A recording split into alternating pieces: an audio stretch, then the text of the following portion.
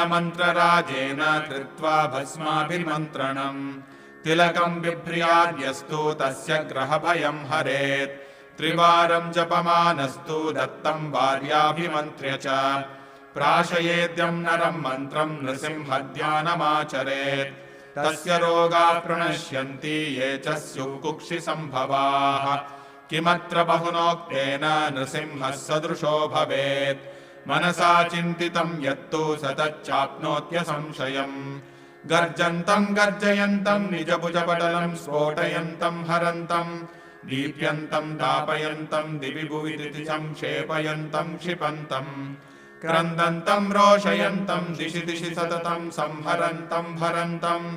वीक्षन्तम् घूर्णयन्तम् करनिकरशतैर्दिव्यसिंहम् नमामि इति श्रीब्रह्माण्डपुराणे प्रह्लादोक्तम् श्रीनरसिंहकवचम् सम्पूर्णम्।